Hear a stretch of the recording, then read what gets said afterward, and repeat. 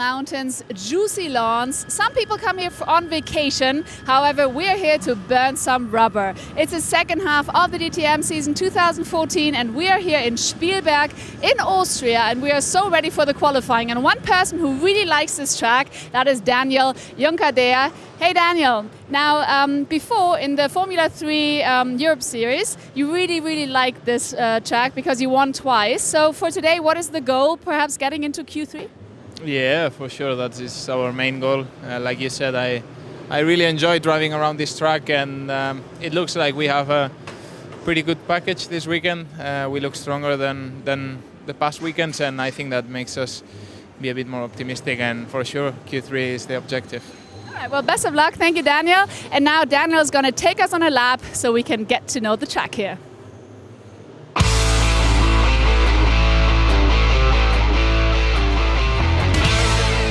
Hello DTM fans, I'm Daniel Juncadella and now I will present you with a lap to the Red Bull Ring. Here we're coming on the main straight, crossing the line.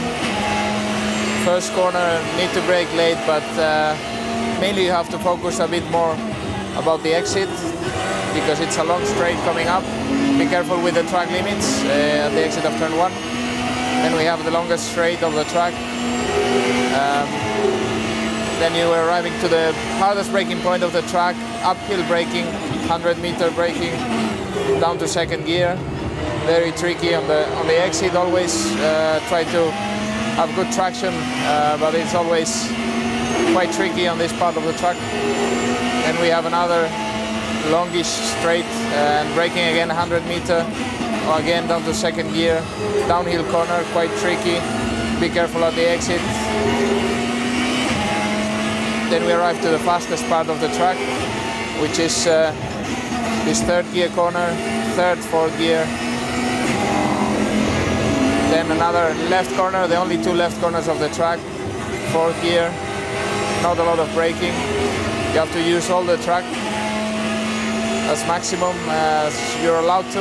And then the last two corners, quite a fast one. This one, be careful again with the track limits at the exit. And then the last corner, early braking and try to get maximum speed out of it using the whole track. And that's a lap to the Red Bull Ring. Thanks very much to Danny Juncadella then giving us a bird's eye view and a high-speed run around this fantastic Red Bull Ring circuit here in Austria. So the results of free practice 2 then you can see on screen in front of you. It was Farfus, Vitoris, Molina, Green, Wickens, Tomczyk, Felix da Costa, Wehrlein, Glock and Spengler in the top 10. And there's a bit of quiet confidence around the Mercedes camp that they've come here with a package which is going to, perhaps suit this circuit better than some that they've had across the season so far. Time will tell when we get into qualifying. Of course, it's all important in terms of where they're going to sit on the grid for tomorrow's race. So standing by to come out of the pit lane then, as you can see alongside me is Chris Hartley. And boy, in the sunshine here at Spielberg, this is exciting. Absolutely right. It's cooled down a little bit, but this morning, 11 o'clock, it was already 26 degrees and the track temperature almost 50 degrees. But it's getting into early evening now here in Austria, so the track temperatures will begin to go down. They've had 2 free practice sessions. It's a track where BMW have a very strong history. They took all 3 places on the podium last year. Bruno Spengler in a BMW took pole position. Mercedes have, in the 3 years since DTM have been racing at this new version of the circuit, started life as the Österreich Ring. For 17 years it hosted Formula 1 Grand Prix, then took a break, then was remodelled into the shorter A1 circuit, and then it became the Red Bull Ring in 2011, and DTM have been coming here since then. But in that time, Mercedes have had just 1 podium finish. That was Gary Paffett, third place for him back in 2012. So it's a track where BMW go well, although 2 years ago it was Audi on pole with Eduardo Mortara, and he won the race as well. 23 cars then in qualifying. The session's divided into 3, and in this first session the slowest 5 will get knocked out, leaving us with 18, and then the next 10 will get knocked out for the final part of qualifying. The top 8 will all gun for pole position, Dave. and it's a fantastic theatre, the qualifying with DTM, because it's not until the very, very last moment and beyond the last moment of each particular part of qualifying that we know who's going through. Interesting to see, with the temperature beginning to fall, who's going to come out early on and try and set some times. It's going to be Matthias Ekström, the first one that we see. And we put the clock on Matthias Ekström then as he crosses the timing line in the Red Bull liveried machine. How appropriate is that here in Spielberg? So Matthias Ekström we're watching right now as he wends his way up to, as Danny Juncadella told us, the very, very heavy braking section before turn 2.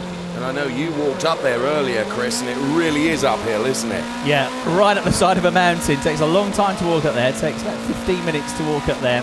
It's a rise all the way from the start grid, actually. Up into turn 1 you rise, and then it climbs from turn 1 to turn 2. The last part, the last couple of 100 metres, is a really steep incline, which means they can brake super, super late, as Daniel Juncadella was saying there, on the onboard lap into that corner. But caution, if you go late and deep into the corner, it's very easy to run wide. It's still uphill on the way out of the corner for for about 30 or 40 metres, and you can kill all your speed. So you've got to judge it just right. And then, of course, the middle of the lap then, as they run down through this these double left-handers at Pirelli and Verth curve and down towards the Rindt curve, it's all downhill. So Ekström then, who thus far has had a P2 at the opening round of the season, a P13, a P9, we won't talk about those, and then 2 P3s then coming from Norris Ring and Moscow. He gives us our benchmark, a 1:25.989. Comparing that to free practice times, Chris, 1:25.989. Free practice 1. So 1:25.985 was the best from Maxime Martin. So P2 now, well, it changes every moment, doesn't it? This Christian Vitoris look going purple in the first 2 sectors. You can see the incline up to turn 2 there, can't you, from that angle? It's up to turn 1 rather, it's really steep. Vitoris goes quickest then. Then it's Timo Scheider, then it's Ekström, now it's Tomczyk goes P2. You can see the graphics on the left-hand side of your screen that constantly update to let you know who's in what position. But it's Vitoris is the quickest at the moment. Then it's Farfus, then it's Spengler, then it's Antonio Felix da Costa, but it all changes so quickly as Joey Hand now goes second fastest. This is Robert Wickens. Marco Wittmann, well, he goes quickest now with a 1:25.653. Marco Wittmann, of course, leading the championship charge going into this race at Spielberg. What a stellar season Marco Wittmann is having. Robert Wickens now goes quickest, 1:25.325. Yeah, and Mercedes have had a troubled season so far. They've had good races when it's rained. Robert Wickens dominated at the Norris Ring in wet conditions, but in the dry, the car was not competitive at the start of the season.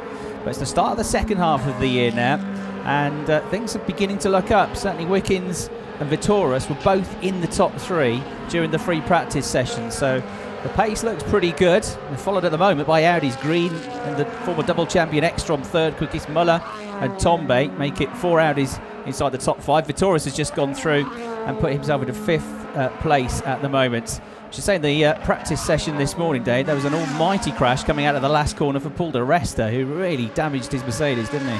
Yes, the team have had a lot of work to do to put that car back together again, as Augusto Farfus now goes quickest with a 1:25.056. Here's Robert Wickens then on another hot lap. Purple in the first sector, green in the second sector. Let's see how Robert Wickens can answer that time of Augusto Farfus.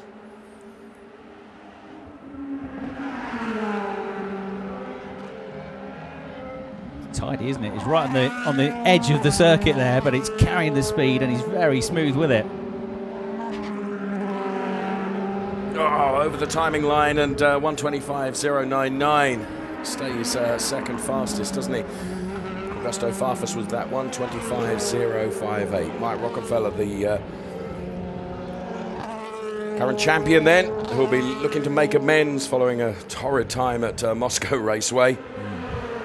Yeah, 10th quickest, 125.495 for Mike Rockenfeller. So it's Farfus, Wickens, then it's Wittmann, Tomczyk Green, Glock, Antonio Felix da Costa, then it's Spengler. So the man that did it at the Moscow Raceway, pole position and converted that to a race win, Maxime Martin then, green in the first 2 sectors. Yeah, going well. Hadn't really sniffed a podium, and then he went to Moscow and won the race and looked very convincing. So Maxime Martin, his first season of DTM racing, spent most of his career racing GT cars internationally. Looking to go well. At the moment, Dave. Yeah, at the moment, Dave, if you're 0.7 of a second slower than the fastest time, you're out. You're out. Because Gary Paffett at the moment is below the line. He's 19th quickest. He's done 126.694. He's only 0.7 away from the fastest time. But he's out Matara, Martin, who's just binned his lap, Di Resta and Petrov are the 5 at the bottom of the picture at the moment, who are in fear of getting knocked out here with just less than 6 minutes to go in the session. Here's Timo Scheider then in the black Auto Test liveried car. As we get the clock on him, he was green in the first sector and not so brilliant in the second sector for Timo Scheider, and he too bins the lap as well. Great onboard shot there as the early evening sunshine here in Spielberg beats its rays through the car.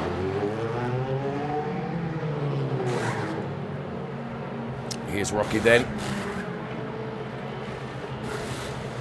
What have we got left? 5 minutes left to run in this, the first part of qualifying. And that's a casual pit stop because they can do it in 3 seconds, can't they, if they want to. Get these tyres changed in the races. Scheider comes in. Farfus is still quickest. One of the quickest laps on the calendar, this. Averaging over 180 kilometres an hour, around the 4.3 kilometres in free practice. But it's a very smooth surface, so the tyre degradation on the Hankooks has been very good.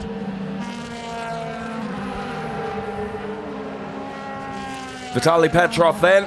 It was his home race last time out in DTM at the Moscow Raceway. A good first sector and not so brilliant second sector for Vitaly Petrov, who at the moment is right down the order, isn't he? And he bins the lap as well. So currently it's Farfus, Wittmann, Wickens, Antonio Felix da Costa, the top 4.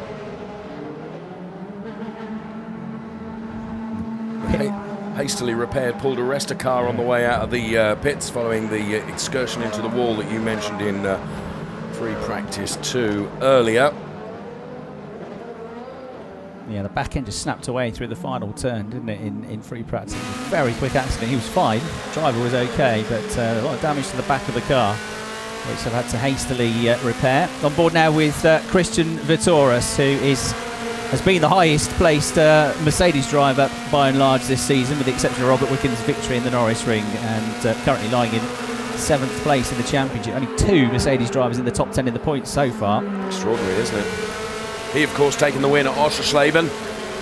So here is Vitoris. What a brilliant shot this is as they head towards the timing line now.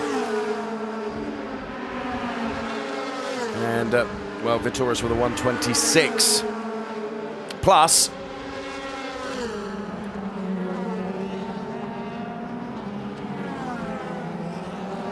And that a super slow-mo of him running over the curb and onto the green there. Antonio Felix da Costa then with sparks flying from the front end of his BMW. BMW so dominant here last year. Maxime Martin now goes 7th quickest with a 125.370. It's still Farfus right at the top with a 124.967. Then it's Marco Wittmann, 125.059. Daniel Hunkedaer's had a good start to his lap out there at the moment. You saw the onboard lap with him earlier. Set a personal best in sectors 1 and 2. Gary Paffett has just set a personal best in sector 1 as well. Both of them at the moment are in the bottom 5. And if either one of them improves, Adrian Tombe will go into the bottom 5. Now, Adrian has been one of the best qualifiers this year. The only one that's averaged better than him in qualifying is Marco Wittmann, who's averaged 4th place on the grid. Adrian has averaged 5th place on the grid. And, of course, he was on the front row for both of the first 2 rounds. So Tombe with work to do here. Danny Juncadella goes 5th fastest. You're absolutely right. 125.310 from Danny Juncadella, which propels him up to P5 in this, the first part of qualifying here at the Red Bull Ring. Danny Juncadella with Mike Rockenfeller ahead of him. There's that little kink before you get up to turn 2. This is Gary Paffett then. Currently P20 in the Euronics liveried Mercedes-Benz. Gary Paffett heads towards the timing line and goes. Well, he improves 1 place, 19th fastest now, 1:25.577. That's means he's just below the line of effectively non-qualifiers unless he can improve. We have just over 1 minute left to run, and Adrian Tombe runs wide. That will have compromised that lap. Sector 1, he'd done 22.153. Tombe knows that he needs to pull something magic out of the bag here. At the moment, Paffett, Tombe, Mortara, the 2012 winner of this event, Petrov and Di Resta at the bottom 5. Timo Scheider is in by a whisker. He's got the same time as Gary Paffett, 1:25.577 to within 1,000th of a second. But Timo Scheider set the time first, so he stays above the cusp just for now. On the final lap, 30 seconds to go, Dave. Yeah, so Tombe is going to have time for one more lap. Crosses the line now. And, well, we saw where he got it wrong in that lap. Now he can't afford to get it wrong now. I think that was Vitaly Petrov who's got ahead of him. And Tombe really has got to motor the Playboy liveried car there. You can see with Adrian Tombe at the wheel. Here's Edo Mortara, another one that's down there, who's got the opportunity to put another good lap in and needs to, but his first sector didn't look brilliant at 22.170 for Eduardo Mortara. The clock disappears from the top of your screen. That means that this session is over, but those that are on a lap, the time will still count. Paffett's taken the flag already, though, so he's out. Come what may now. So Farfus, Wittmann, Wickens, Da Costa. And it's Maxime Martin, Pascal Wehrlein, Christian Vittoris, Danny Juncadella, Timo Glock. You can see the names all on the left-hand side of your screen. The rest has also taken the flag, and he's rock bottom, 23rd place, probably as a result of the rebuild of the car, I suspect. I think you're absolutely right. So we're following Eduardo Mortara. Neither of those sector times that you can see on screen are giving us much confidence that he's going to propel himself higher than his P21. Let's see, though, as he crosses the timing line now. 1:25.666. Tombe. So we're going to lose Paffett, Tombe, Mortara, Petrov, and Di Resta. Wow, that's a big surprise with Adrian Tombe. He's been so good in qualifying this year. He misses the cusp. He couldn't have missed it by a finer margin, could he? No. Exactly the same time as Timo Scheider. 1:25.577. And he had just above them by a few thousandths of a second as well, was Muller, who just made it through. Nico Muller. So fine margins here. But Gary Paffett, the 2005 champion, having a shocker of a season with some bad luck. A car which hasn't always been competitive this year. And Gary, well, a new low point in the season for him as he fails to make it out of the bottom of the qualifying. So there's confirmation of the results on the screen. Augusto Farfus was quickest in the session, went well in free practice as well. And then it's Marco Wittmann, who's been the best qualifier this year. He's had 2 wins already this season. Of course, he leads the championship standings. But there at the bottom, that's the important thing. Those 5 drivers miss out. Not just Mercedes this time, though. They have got a couple of drivers that have been going pretty well. But 3 Mercedes in the bottom 5. Paffett, Tombe, Mortara, Petrov, Di Resta all out. Not one BMW in that out section. Interesting. Okay, so Farfus and Wittmann then, the top 2. Then it was Wickens and Antonio Felix da Costa. Maxime Martin, presumably high in confidence following his win in Moscow. Pascal Wehrlein, Christian Vittoris, Danny Juncadella, Timo Glock. And Tomczyk then rounding out the top 10 as we get a brilliant heli shot of the Red Bull there. And their confirmation of those that we lose from session 1 of qualifying: Gary Paffett, Adrian Tombe, Eduardo Mortara, Vitaly Petrov, and Paul Di Resta. All out from the first part of qualifying here at the Red Bull Ring. Some super slow-mos then of those that we leave. The car looks altogether different now than it did at the end of free practice 2. That's the car of Paul di Resta. Sadly, though, with a 1:25.932, he is out of qualifying. So too, the man that comes to Spielberg, hot foot from his home race at the Moscow Raceway, the Russian driver Vitaly Petrov. He's 1:25.856. Not enough to see him through to Q2. Eduardo Mortara in the Audi Sport liveried RS5. He is 1:25.666. Again, not enough to see him through to the next part of qualifying. Adrien Tombe, as Chris alluded earlier, has been so impressive in qualifying in parts during the course of this season. Failed to do so today. He's 1:25.599, not enough. And, well, perhaps a biggest surprise of them all, Gary Paffett, such a stellar racing driver, finds himself out following Q1. So the Euronics car not delivering for him today. It's the first time that Gary Paffett, Adrian Tombe and Paul di Resta this season haven't made it through the first part of qualifying. Petrov has already suffered this problem this year, and Mortara in the first round went out early on but has since qualified very well. Has had top 4 starts in 3 of the 4 races since, but Mortara, a bit of a shock as well to see him out there. A resigned Gary Paffett makes his way back to the garage a lot earlier than he would have liked without his car. Now, the thing is, Gary overnight hasn't become a bad racing driver. Absolutely he's not. A brilliant racing driver, and he's such a model employee as well. Always sings the right PR song, if you like, but inwardly he must be so frustrated. Absolutely right.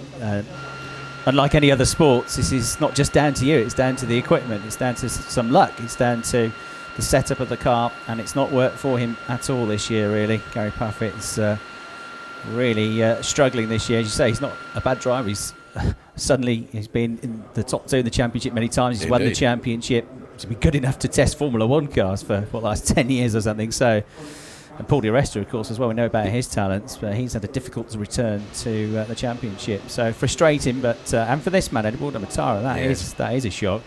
Almost as surprising as the fact that we lost Tombe.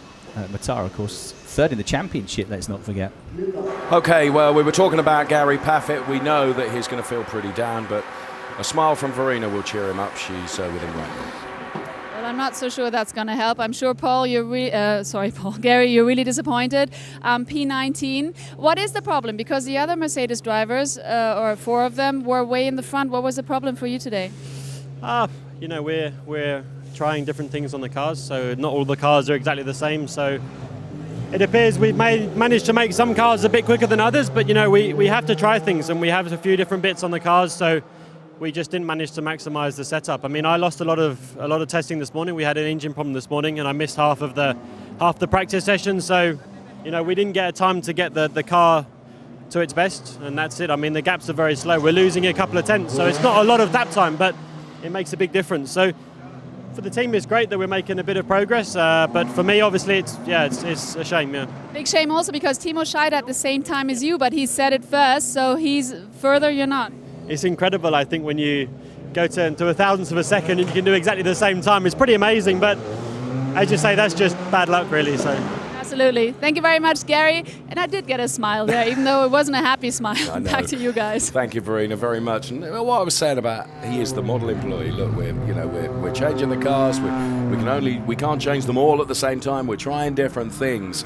Mercedes are really working hard. Paul di Resta is with Verena now. Paul, how frustrating is that? Today in the practice, you really hit the wall hard, and now P23, does that mean the car the mechanics didn't manage to get it all set up straight, or what was the problem today? They did a very good job to get the car out. A lot of damage. Not an ideal moment. I think it's a track that I'd never been to, so only having, I think, 12 laps going into qualifying, and when the car's as tricky as it is at the moment, we just weren't optimised and not really got it together. So I think I can only really blame myself for the mistake I made this morning. It's unusual for me to do something like that, but at the same point, it's going to be a long day tomorrow where we are, but equally we'll try and do what we can, because it shows that some of the cars do have speed, but I've not quite managed to get it out today. Well, best of luck for tomorrow. Thank you very much, Paul. Back to you guys. Verena, very much, thank you. Paul di Resta there saying, look, credit to the team. They got the car back together. It was down to me, really, that I put it in the wall. But as he said, you know, you kind of don't get a lot of time behind the wheel anymore, do you? You know, and for someone like Paul di Resta coming here, which is effectively for the first time. Yeah, no, it's a good point that he makes, because he won the title in DTM in 2010. Then, of course, he went off to race in Formula One for Force India. And it was only 2011, the year after he left, that the circuit reopened under the ownership of Dietrich Mateschitz and the Red Bull concern, and came here the following season. So, no, he hasn't raced here in DTM, or hasn't raced here at all. So that's part of the problem, that, of course, having missed that chunk of free practice when he had the moment which sent him into the wall on the exit to the final corner. So there's the championship leader, Marco Wittmann, all going well for him at the moment. Very good start to qualifying. He was up there second fastest. So now we've got 18 cars left, Dave. 10 of them, more than half of them, are going to disappear at the end of this 10-minute session. Yes, they are. And that 10 minutes are going to go very, very quickly indeed. So we put the clock on Marco Wittmann, who delivers in the first sector of purple, a 22.218 for Marco Wittmann. Then the Ice Watch liveried BMW. Marco Wittmann, who has been so impressive this season, and of course leads the championship ahead of Matthias Ekstrom. And Marco's really come on and developed over the course of the races that we have seen this season. 37.9 for the middle sector. It's going to give us the benchmark for the remaining 8 and a bit minutes of this second part of qualifying here at the Red Bull Ring, as he heads for the timing line now. Marco Wittmann sets a 1:25.5. That, of course, puts him to the top of the chart just for the moment, because that's the first time to show. Then it's green with a 1:27. Mike Rockenfeller quickly P3 now, Farfus P2. Here's Martin Tomczyk, 2 greens in the first 2 sectors for Martin Tomczyk. What can he deliver for us now?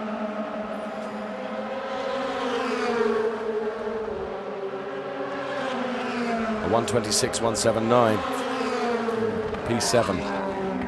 Robert Wickens, one of the faster Mercedes, clearly, with 2 purple sectors. 1:25.5 is the benchmark time as Robert Wickens head for the timing line now. He goes quickest with a 1:25.050. We're expecting the times to come sub 1:25. Augusto Farfus will reply, I feel sure. First time we're going to see from Augusto Farfus. Car number 1 is under investigation. That is car of Mike Rockenfeller. Interestingly, it doesn't tell us why. Most of the messages we get up on the timing screen are failing to manage track limits, and the 2 vulnerable places are turn 1 and turn 8, where all 4 wheels can go over. But for Mike Rockenfeller, it just says under investigation, Chris. Okay, so keep an eye on that one. And it could be very relevant indeed. Augusto Farfus looking good on this lap. Is he going to set a new benchmark? No, he's not. 6th quickest, 1:25.5. You're absolutely right. We're looking for at least a low 1:25 to make it through, I think, or to be guaranteed to make it through to the top 8. Pole position last year, set by Bruno Spengler, was a 1:24.8. The cars and the tyres were essentially the same as they were last year. So we should be aiming for that. Timo Glock at the moment is on the cusp. In fact, he's been pushed down a couple more places now. Timo Glock almost won this race last year until he had a problem with the wheel nut. So we'll be looking to improve. Wickens fastest though for the Mercedes. Wittmann second, and Pascal Wehrlein, who's really starting to come on this year as well. The youngster, one of the younger drivers in the field, and the German has gone 3rd quickest. The Russian winner, Maxim Martin, is 4th. Then Joey Han going well in 5th. Da Costa, another BMW going well. Vitoris and Spengler are the drivers inside the top 8 at the moment. We've got just over 5 minutes left to run as we're watching the Deutsche Post liveried car of Timo Glock, who is currently right on that, right below the line, isn't he? And it needs to improve on his 1:25.389 by some measure, I would say. to ensure that he goes through to the next part of qualifying. It's the next part of qualifying where the front part of the grid gets set for tomorrow's race. Matthias Ekström then with 2 greens across the first 2 sectors. 1:25.050 is the benchmark time, and a 1:25.5 from Matthias Ekström. Nothing like enough to even propel him through. Early evening sunshine there glaring into the windscreen. Here's Timo Glock, who's had a reasonable first sector, a less reasonable sector 2. Is currently P11, which is well below the line. It's only the top 8 that are going to go through, isn't it? Yeah, about a minute ago, Jamie Green improved to go up to 4th place. So he's pushed Bruno Spengler, the 2012 champion, down to 9th place now. 8th place is Christian Vitoros with a 1 minute 25.352, which is 8 thousandths quicker than Spengler, who's below the line at the moment. And in fact, Da Costa, who's 7th quickest, is just fractionally quicker as well, only 100th of a second quicker with the 125.343. So absolutely minute margins. You've got Da Costa, Vitoros, Spengler, Rockenfeller and Glock. Those 5 drivers all within a 1/10 of a second of each other. Now, this is Danny Juncadella, who thus far hasn't set a time. Talk about leave it late, Chris. We have just 3.5 minutes left to run. Here's Matthias Ekström. Personal best in the first 2 sectors for Eki, and he needs to be, because he's down toward the tail end at the moment. Is this going to get Ekström up only by 1 place? So Matthias Ekström is still time to get a couple more laps out of this, but the 04 and 07 DTM champion is struggling at the moment just to find that extra couple of tenths to get him up into the top 8. And now, of course, there's traffic out there, isn't there? And there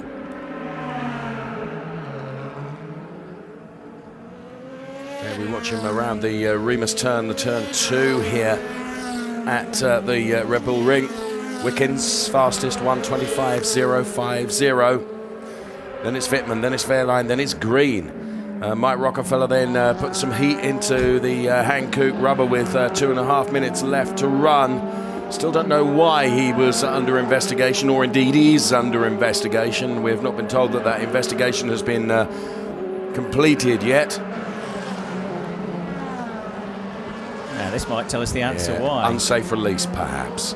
So the pits comes Rocky. All looks well at the moment. And yeah, you see car coming past there in the distance, and we didn't see what the result of that was, but it may well be, as you say, an unsafe release that they're looking at least. They haven't done anything about it yet, but they are looking into it. And confirmation on the screen there that Mike Rockefeller under investigation. We suspect that it's for an unsafe release from the earlier trip down the pit lane. Well, now, with 1.5 minutes left to run in this part of qualifying, it's Wickens, Wittmann, Wehrlein, Green, Maxime Martin, Joey Hand, Augusto Farfus and Antonio Felix da Costa, which means underneath the line at the moment, Vitoris, Spengler, Rockefeller, Glock, Ekström, Tomczyk, Timo Scheider, Juncadella and Molina.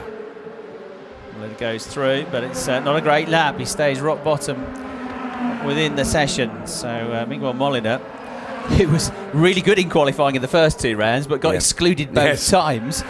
One for an issue with not having a dummy camera in the car when he was on the front row of the grid, and another when he was clearly on pole position by quite some tenths in the second round at Oschersleben, when a rear wing technical infringement caused him to be excluded there, but it's not going that well for him here. Timo Glock has just belted in a 1:25.196, which has put him 4th, and what that means is that Spengler has now dropped below the line. We're on board with Christian Vitoris, who's had a good first sector, not such a good second sector. Can he wrestle it all in the final sector then for Christian Vitoris? He's currently P11, which is not enough. He will have time for one more lap after this one. But what can he deliver with this one?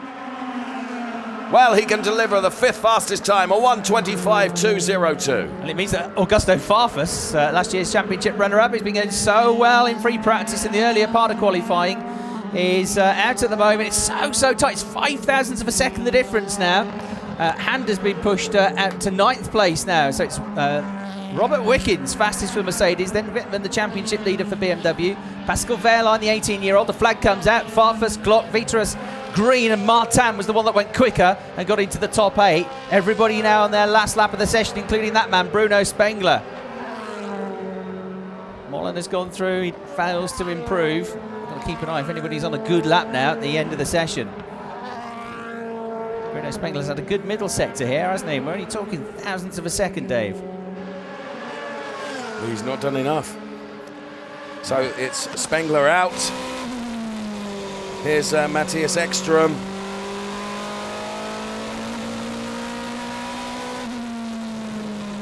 Fascinating to hear it being pummeled around this circuit. There's Mike Rockenfeller. Personal best for Rocky in Sector 2. That doesn't mean he's going to improve enough, does it? No, not necessarily.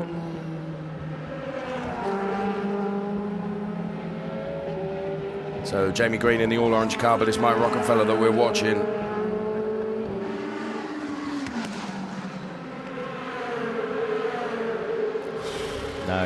No improvement. No. For Rocky, 13th and under investigation. What a great day for the reigning champion.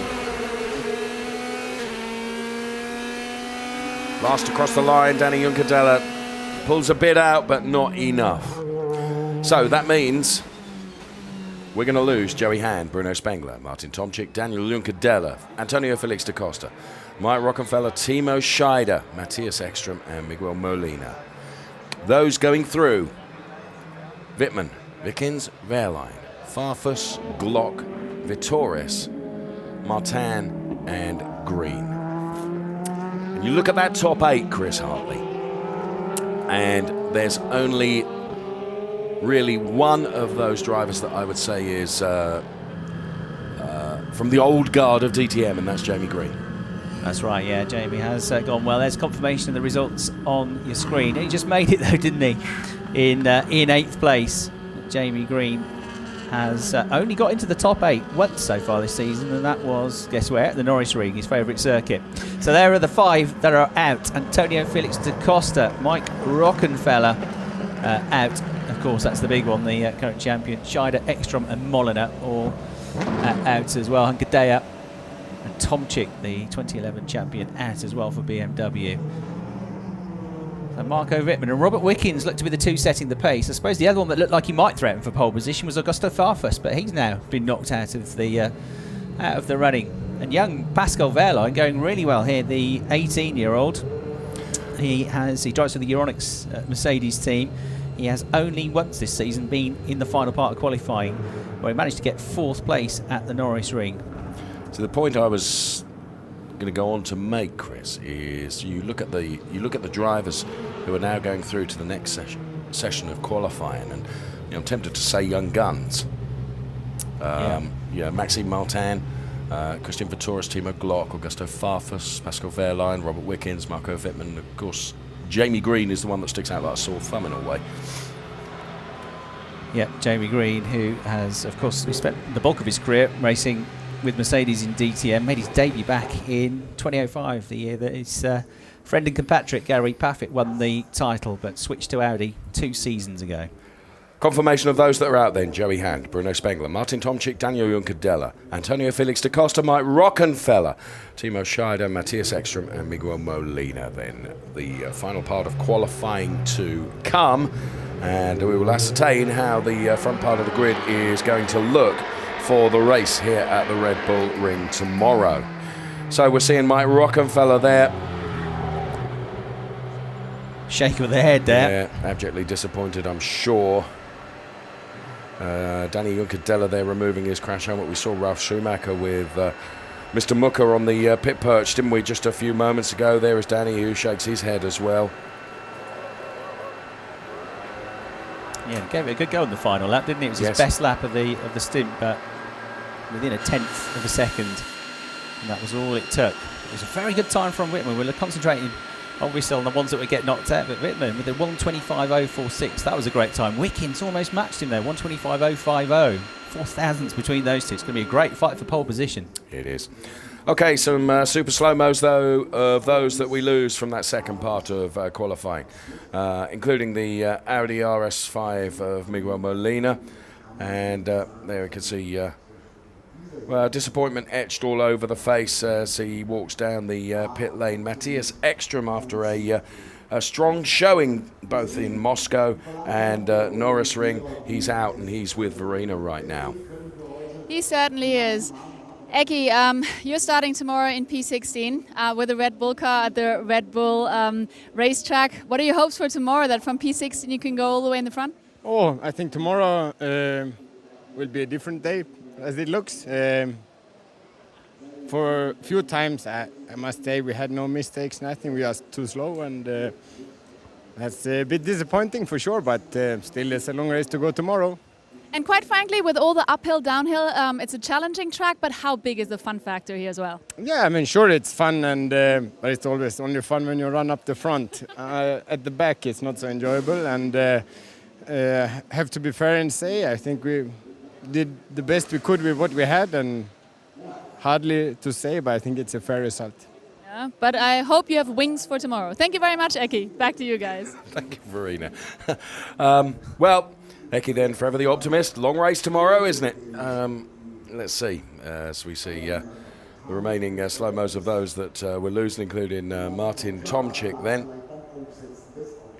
These experienced drivers like Paffett and Ekstrom, they've seen it all before, haven't they? I mean, motorsport does throw more disappointment at you than success.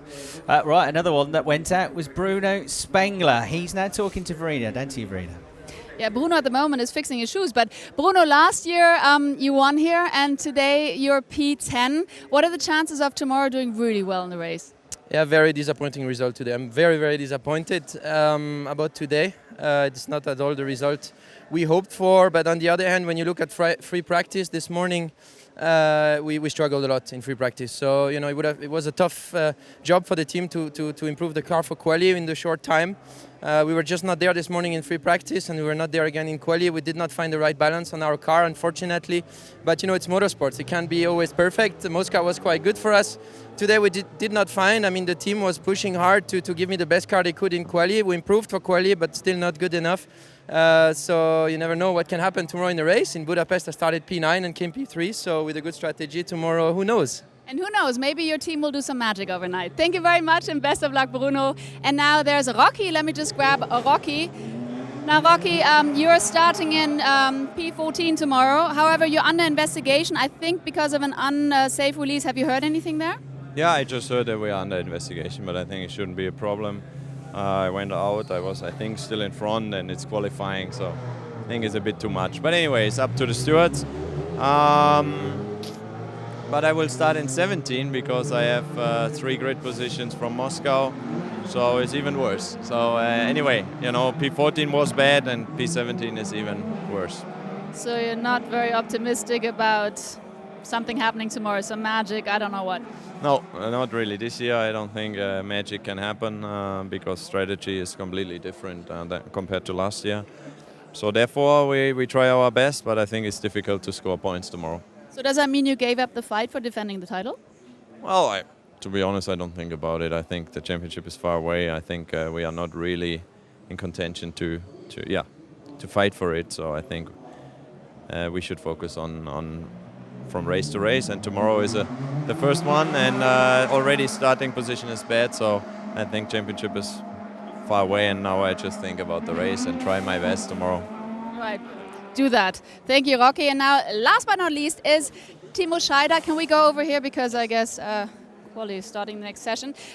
So, Timo, starting from P15 and 14. 14, I think it's 14. And I think, as far as I know, is Mike on a penalization from the last race. So it's +3. So it's 14 or 13 in the end. Whatever is not good enough.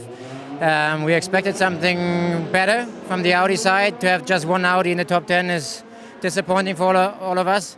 we need to analyze what happened, but the others improved quite a lot.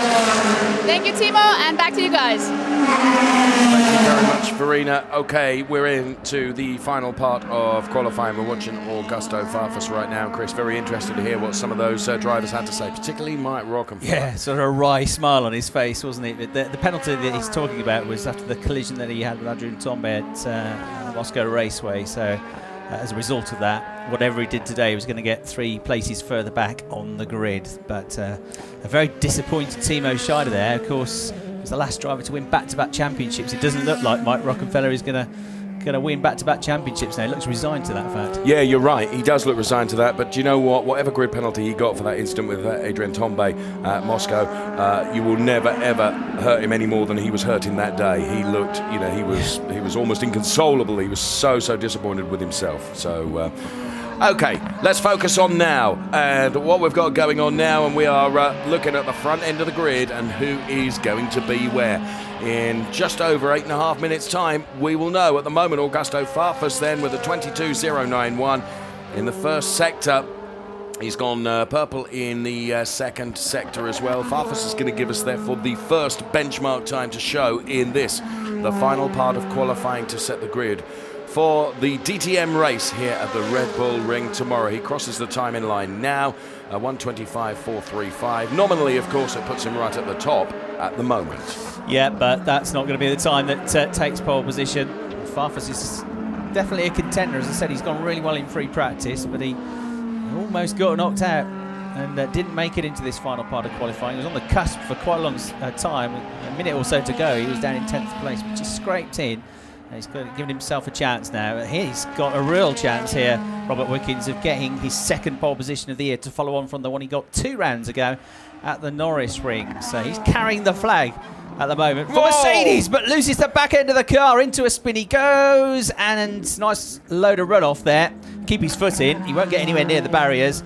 And that's coming out of turn 8. That is where Paul di Resta had his crash this morning, but it snapped away from him much more ferociously. Paul di Resta this morning, he couldn't control, he had no chance, and he went into the barriers. But this was a 4-wheel drift more than the sort of back end snapping away, which is what we saw from di Resta earlier on. But you've got to push it through there, Dave, because if you don't, A, it ruins the end of one lap, but B, it ruins the start of the next lap. The final corner is so important here. And ultimately, it just proves how far each of those drivers are really on the ragged edge. They're pushing it and themselves to the absolute limit, aren't they, to extract the final thousandth out of the car. Well, you've got to, because we've already seen drivers getting knocked out of the session within the same thousandths of a second of each other. He'll go in, he'll put some new Hankooks on, and he'll still have time to go back out again with 6.5 minutes remaining on the clock as Pascal Wehrlein goes to the top of the times now. 1:25.246. It's a pretty good lap. Still not quite convinced that it's good enough, though. Not for pole, anyway. No, with 6 minutes left to run, it's Wehrlein, then it's Farfus.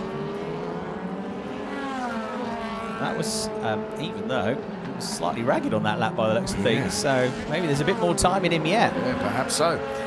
Timo Glock then, green in the first and second sector.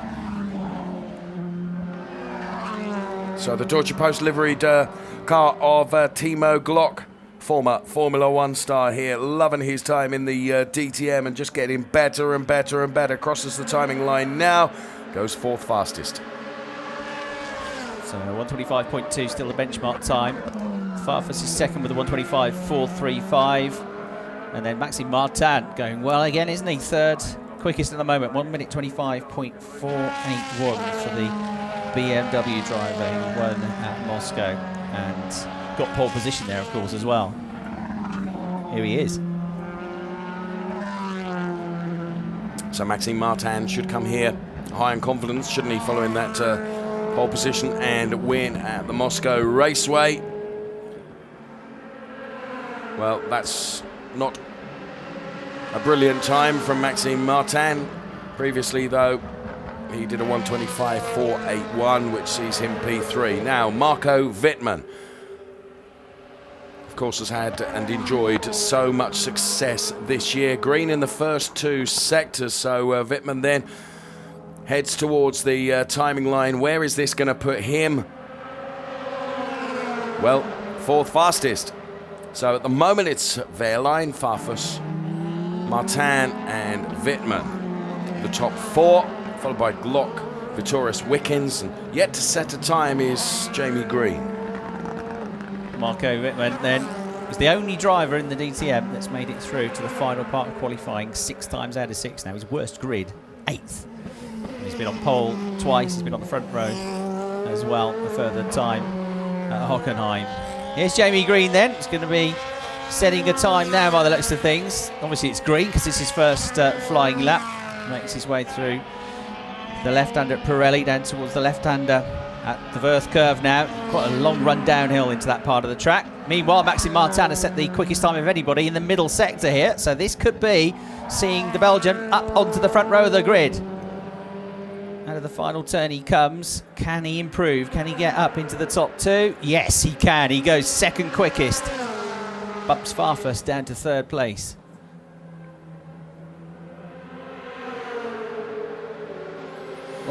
Oh, that's not a bad first lap from Jamie Green, is it? No, it isn't. Straight up to the front row. Here comes Marco Wittmann. Fastest of anybody in the second sector. He's going to head towards the timing line now. And Wittmann, at the moment, goes quickest, a 1:25.228. Seems the clock's going well at the moment, though. Personal best in sector 1.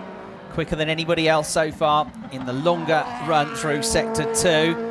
How's he going to come? Nice and tidy coming out of the final turn. Certainly going to improve on 6th place. Where will he end up? Fastest! Timo Glock, as I said, almost won this race last year, but for some bad luck he would have done. There he is. He's gone fastest, the former Grand Prix driver, to the top of the times. Robert Wickens then. Green in the first sector. Not so good second sector. At the moment he is P8 and runs just a bit wide towards the exit of that final turn 8, doesn't he? And, well, improves enough to go to P7. So Glock, Wittmann, Wehrlein, Green, Martin, Farfus, Wickens and Vittoris. Farfus with a personal best in the middle sector, 37.900 seconds, and he about a 10th away from the very best times in that middle sector. I think he'll improve with this one. The Brazilian about to cross the line with less than 2 minutes to go. 3rd quickest. We're on board now with Christian Vittoris, who's last in the group. He's 8th, but he's also improved in the first 2 sectors, Dave.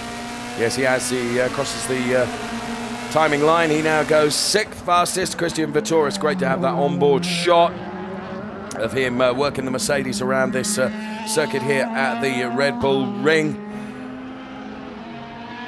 Comes Robert Wickens. We've got less than 1.5 minutes remaining in this session before the checkered flag comes out. If you've crossed the line before the checkered flag, then you can complete a further lap, and it's going to get very, very interesting over the next 90 seconds or so. Robert Wickens with personal bests in the first 2 sectors. Is that going to be enough, though? He's right at the bottom of the 8 at the moment in P8. Let's see what he can do. P6 for Robert Wickens with a 1:25.354. That sends Vittoris and Maxime Martin now down to P7 and P8. Since he went back out after that spin, he's got quicker and quicker and quicker with his 3 laps. Here's Jamie Green then flying the flag for Audi, the only Audi in the final part of qualifying at the moment. He is 5th quickest, but personal best in sectors 1 and 2. 1:25, a low 1:25 is what he needs. He goes through and he's 5th, so couldn't quite get up onto the 2nd row of the grid. Well, we're not going to see another time from Maxime Martin. That car is being put into the garage as we speak. We can see from our commentary position high in the building as we watch Christian Vittoris now. Poor first sector, better middle sector, and not so good 3rd sector. He stays P7. So Maxime Martin then, his car is gone. We are counting down with just 1 second remaining. So it is this lap and no more for Robert Wickens. He's gone personal best sector 1 and sector 2.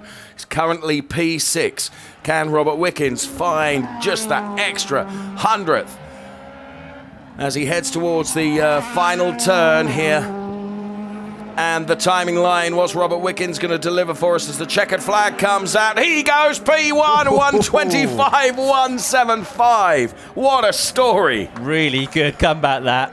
4 laps since that spin, and each one was quicker than the one before. We've still got some cars out on the track though, including Jamie Green, including Augusto Farfus, Vitoris out there as well. So it's not done yet, but Robert Wickens looking for his second pole of the season. What can Farfus do? Can he get higher than 4th place? Through he comes, over the line he goes. No, he stays 4th. So tight though, isn't it, at the top in terms of the times. He's a fraction, he's 9 thousandths of a second away from 3rd there, from Marco Wittmann's time. And the last one to come through is going to be Pascal Wehrlein, but I think he might have aborted the lap. So, yeah, he's out. So that's it. They're all through. What a great drive that was from Robert Wickens for the Freeman's World Mercedes team. Talk about nail it right to the end, Chris. Took some bottle as well after that spin, didn't it? Yeah. Really impressive. Really impressive. So, everyone down there celebrating the success. Robert Wickens, then it's Timo Glock, Marco Wittmann, Augusto Farfus, Pascal Wehrlein, Jamie Green, Christian Vitoris, and Maxime Martin. Well, that man delivered when it mattered, didn't it? And that was the reaction in the garage and on the pit perch. A bit more reserved on the pit perch, really. Disappointing, perhaps. First 3 races of the season, Wickens qualified 20th, 19th, and 17th. If you'd have said to him then, in the next 3 races, you'll be on pole twice, I think he would not have believed you. Their confirmation then of the results from the final part of qualifying. It's Robert Wickens and Timo Glock on the front row with Marco Wittmann, Augusto Farfus. The next row then it's Pascal Wehrlein, Jamie Green, Christian Vitoris and Maxime Martin. As there we can see Mr. Wolfgang Schattling then with his sigh of relief. They've been working hard to get this car sorted, haven't they? They have worked tirelessly, and you know, as Gary went on to say when he was talking to Verena, what they're doing, they're making adjustments to different cars. Cars are going to be on different strategies. They're just trying to optimise what they possibly can across their fleet, if you like, that's in the race. And clearly the setup they've given Robert Wickens is a good one, isn't it? I think they're back. Mercedes are back. They've had results, as I say, in the wet, but now they are competitive on a level playing field in the dry conditions. So Robert Wickens taking pole position. Timo Glock will be on the front row of the grid with him. He's well chuffed as well. Timo Glock, that was a very strong performance by him. He was on the front row of the grid in Hungaroring, but that equals his best qualifying of the season. And then we'll have Marco Wittmann, the championship leader, in a good position as well. Yes. He'll start 3rd. Yes. Jamie Green, the best of the Audis. 6th place for Jamie. He can be pretty satisfied with that as well. As you say, good for the old guard to be leading the way for Audi, so he'll be pretty pleased about that. Jamie Green, his 2nd best qualifying of the season.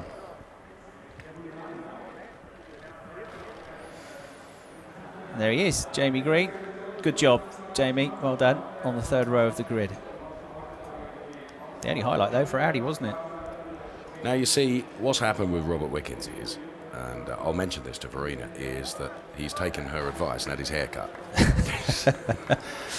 It's a few tenths, isn't it? Maybe if Timo shaves the beard off, yeah, he well, could have maybe. been on pole. Yeah, maybe. Well, that was, I think, a sensational performance from Robert Wickens. Yes. He's really, really come on this season, hasn't he? Yes. And we saw that really beginning last year. He got his first win last year, started to get some good results, but he's in a good place at the moment. And well done to Timo Glock as well. It's only his 2nd season. Many Formula 1 drivers have come and gone and not achieved results, and he has certainly shown that he's a very good driver as well. Take a look at Marco Wittmann then in the Ice Watch BMW M4 DTM then leading the champ.